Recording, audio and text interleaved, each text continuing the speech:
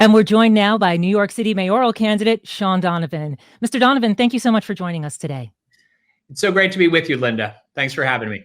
One of the first questions I've been asking all of the candidates is that this has been such a challenging year in New York City, not just with the pandemic, but we saw racial justice protests for a good part of the year. And that conversation is still continuing here in the city. Many New Yorkers have indicated that they're not looking for a candidate as usual, someone who comes up through government and does that kind of work. So why would you tell you New Yorkers that you're the right candidate for New York City? Well, Lynda, no one in this race has the deep experience that I do in leading through crisis. I've been called on again and again in this city and across the country to lead through crisis. But I also have the biggest, boldest ideas for the future of this city. And I have the experience to actually turn those ideas into reality, working at the city level, at the neighborhood level, but also at the national level. And so I really do think in this moment of crisis where we've lost so many New Yorkers, we need a mayor, whether through housing and hurricanes and so many other crises, who's actually led, who's actually shown that we can build back, but build back better, build back a city that actually works for everyone. You have experience in the Obama administration, OMB director, and also working in HUD. And so I wonder, what does your experience teach you at the federal level that you can actually bring to New York City? That's something that you could implement. That's something that could be a help or be a change right away. Absolutely, Lynda. So just to be specific, I was called on by President Obama to lead in the midst of the worst housing crisis of our lifetime. He asked me after Sandy to lead the entire federal recovery effort. And when he asked me to lead the $4 trillion federal budget, just 3 weeks later, Ebola hit. And so one of the things that I bring is that no one else in this race has sat side by side with Dr. Fauci in the Situation Room, has helped develop vaccines, has helped make sure that we're actually getting everyone vaccinated, that we're bringing a city back, whether it's after a pandemic or after a hurricane, or a housing crisis. So in so many ways, I have that experience. But also, Lynda, what's unique about me, 30 years ago, I started working in the South Bronx, in Central Brooklyn, in the communities that have been hardest hit, helping house people. And I know that this money, this aid won't get to the folks who really need it, won't hit the ground unless we partner with community organizations like those I started working with 30 years ago. Folks like Bishop Johnny Ray Youngblood and East Brooklyn congregations, Ana Vincente and Nos Quedamos in the South Bronx. There's so many community organizations and New Yorkers who we need to bring to the table. We need everybody at the table if we're going to really beat the crises that we're facing right now. You mentioned vaccines. I wanted to ask you about the vaccine rollout. It's been pretty heavily criticized here in New York. What do you think of the vaccine rollout? It's been a failure, Lynda. And we know that when our essential workers, Black and brown New Yorkers who've been on the front lines, whether keeping our subways running, as the heroes in our hospitals, our nurses and doctors, aren't able to get vaccines quickly enough, then something's not working. And I'll go back to what I said a moment ago.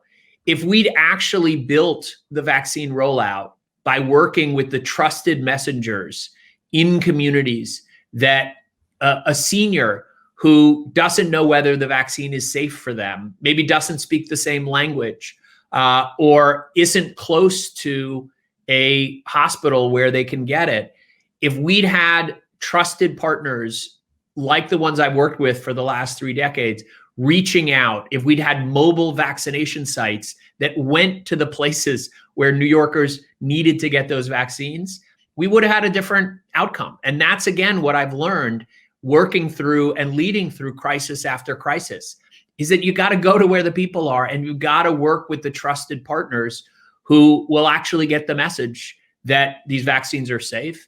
And then the last thing I would say, Lynda, is we need a mayor who not just knows the president and vice president. I've worked with them side by side in the trenches like nobody else in this race. Every senior official in the Biden-Harris administration is a colleague and friend who I've worked with through crisis after crisis. We need someone who could go to Washington and make sure we get the number of vaccines and the help that we need to be able to recover. Well, let me ask you about our current mayor, Mayor de Blasio. He announced yesterday he wants to bring city workers back into the city, full force, into the offices by May 3rd. What do you think of that proposal? Look, I think that with the right leadership, Lynda, we can get the city open again if we get vaccines out and push both to get the number that we should have and get them to folks who need it most. I felt we should have been able to open our schools last September. And unfortunately, we didn't move quickly enough. And we didn't build trust with parents, with teachers, with children who needed to be in those schools. And we're suffering from that now. So I think with the right leadership, we can get open again. And we need to. And that includes getting our schools open as well.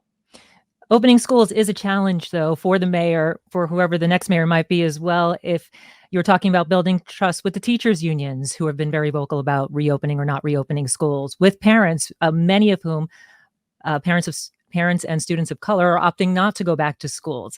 How do you manage that if you are mayor? Well, first of all, and I've said this, Lynda, to others as well, for me, the biggest mistake that the mayor made was early on when Oxiris Barbeau, his health commissioner, came to him and said, we need to move more aggressively. We need to get our schools closed. We need to ensure that our workers are safe. And not only did the mayor not listen, but took contact tracing and testing away from the health department, arguably the best health department in the world, and gave it to the Health and Hospitals Corporation. For me, that was the beginning of when New York City became the hardest hit city in the world. And what I've learned, Lynda, through all of these crises that I've talked about, is that the single most dangerous thing for any leader is to surround yourself with people who won't tell you the truth. And unfortunately, we saw that in the White House for 4 years, but we've seen it too often in City Hall as well. And you need to surround yourself with folks who will tell you the truth, speak to teachers, speak to parents, earn their trust. And the last thing I would say on this is we could have used our communities as classrooms as well. If we built those trusted relationships, we could have used our libraries as classrooms. We could have, I have a good friend at the YMCA. The gyms at the YMCA were a perfect opportunity. We could have opened outdoors. If we'd been more creative and built partnerships, our communities could have been our classrooms last fall in getting open. And those are the kinds of partnerships that I think if we brought those to the teachers and worked constructively, gotten the contact tracing and testing done right, we could have reopened our schools last September. Mayor de Blasio also announced yesterday that he's appointing a commission, a racial justice commission, to deal with systemic racism in the city. He mentioned that he expects his successor to continue the work of that commission. I was wondering what you thought of that proposal. Lynda, I believe that we absolutely need a commission and a conversation in this city about inequity, but unfortunately, it's too little, too late. He's been in office for almost 8 years, and I began my campaign literally the day I announced at Villa Verde in the South Bronx on Brook Avenue that we need a mayor who understands that every issue is an equity issue. A commission is great, but if you're not treating every single issue, vaccines, testing, our schools, housing, all of the things that make this a city that could work for everyone, every one of those issues is an issue of equity. And I know that because for the last 30 years, I've been working on the front lines of creating more racial and economic equity. I started with Bishop Johnny Ray Youngblood, building Nehemiah homes in Brownsville and East New York and in the South Bronx. That built true Black and brown wealth to close the equity gap. And in fact, one of the folks that's been appointed to that commission, Derek Hamilton, is someone who worked with me on my equity bonds proposal, because I know from 30 years of work that the racial wealth gap is one of the primary drivers of inequality in our city and in our country. Others are focused on universal basic income in a way that frankly wouldn't actually solve the problem. For me, I went to Derek Hamilton. I worked with him, with Cory Booker. And what we're proposing is that every child born in this city would get $1,000 when they're born. And then every year, depending on income, up to $2,000 more. What does that mean, Lynda? That when a child born into poverty in New York graduated high school, that child would have almost $50,000 to be able to go to college, to buy a home eventually, to start a business.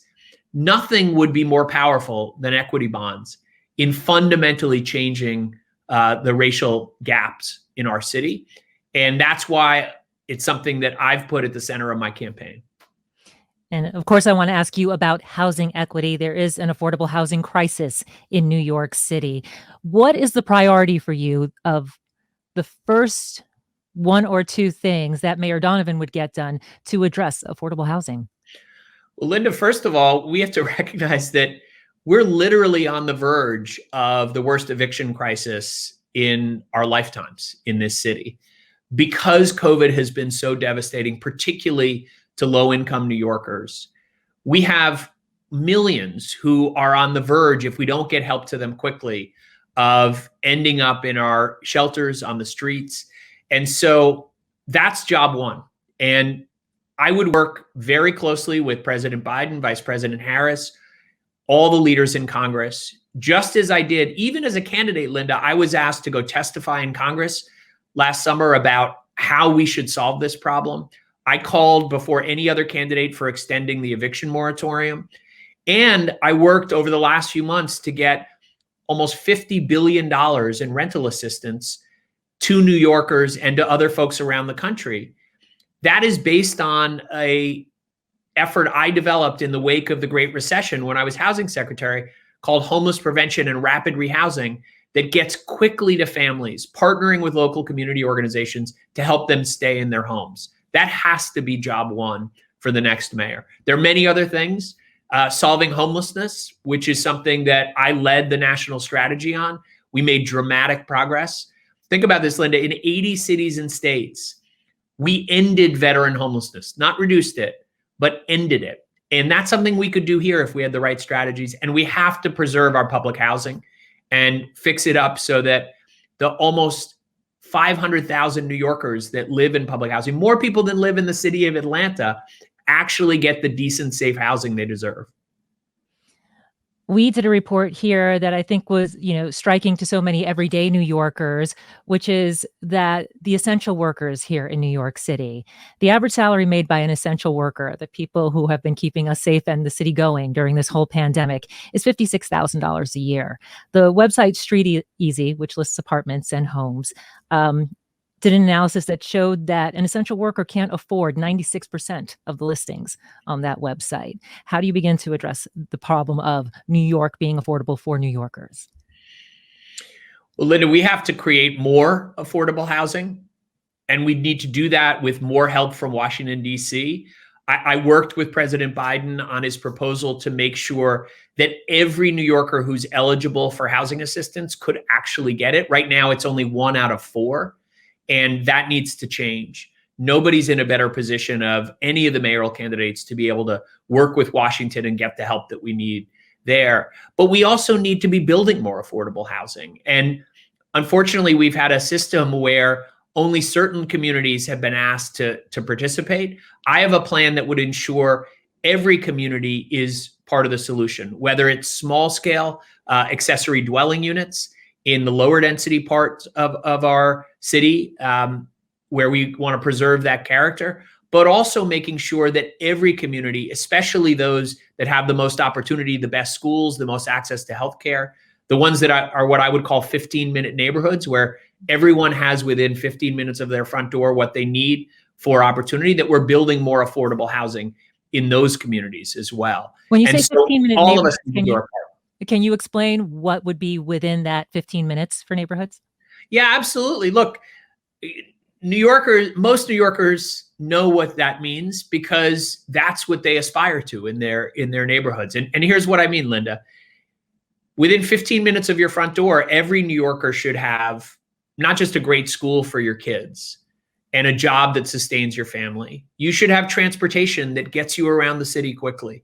You should have access to the healthcare that you need, whether it's to get a COVID test or to get a vaccine or to get the prenatal care, the mental health care that's so critical at this time when we've had such a challenge. So many of us have lost loved ones and friends this past year. But we should also have access to fresh food, to parks, to all of the things that contribute to the underlying health disparities that have led to such disproportionate impacts of COVID around our city. All of those things and more are what every New Yorker should have within 15 minutes of their front door. And that's how I'm proposing that we plan our city going forward. I would reorient the way we plan our city.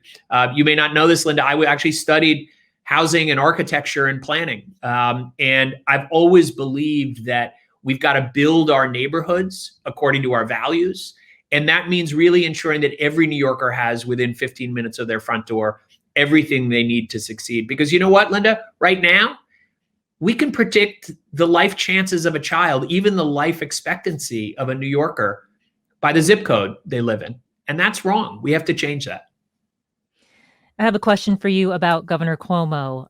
He has made it clear that he is not going to step down or step aside during an investigation. An assembly investigation is happening right now, also one from AG Letitia James. He's made it clear that he will not quit in light of sexual harassment scandals and also the nursing home scandal that he's facing. What do you believe he should do? Lynda, enough is enough. We've heard from too many brave, courageous women I believe, that sexual harassment is real in the governor's mansion, in the executive office building in Albany. And now is the time for the governor to step down.